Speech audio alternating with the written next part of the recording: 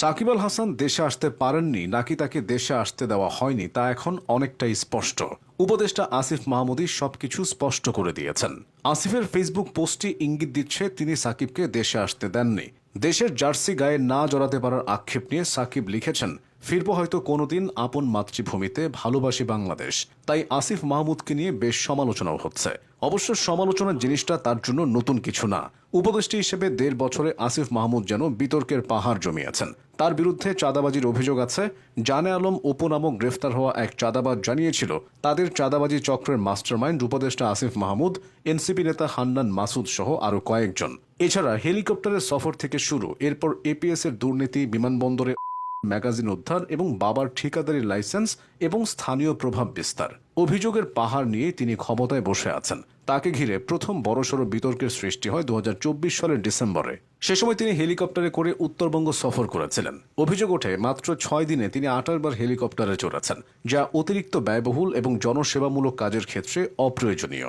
যদিও আসিফ দাবি করেছিলেন দ্রুত সময়ে ২২টি উপজেলা পরিদর্শন এবং সরকারি কাজের জন্য হেলিকপ্টারই ছিল সবচেয়ে সময় সাশ্রয়ী উপায়।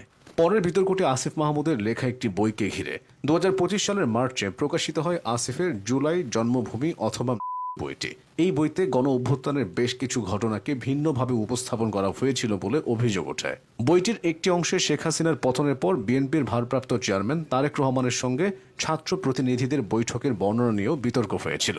এরপর সাবেক এপিএস মোয়াজ্জেম হোসেনের দুর্নীতির কারণে আসিফ মাহমুদ সমালোচিত হন।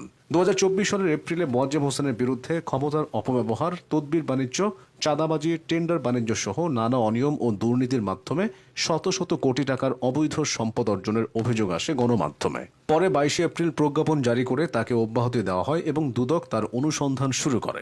যদিও আসিফ মাহমুদ দাবি করেছিলেন মোয়াজ্জেমকে অব্যাহতি দেওয়া হয়নি, সে নিজে পদত্যাগ করেছিল। আসিফের পরের বিতর্কটাও বেশ সমালোচনার জন্ম দিয়েছিল।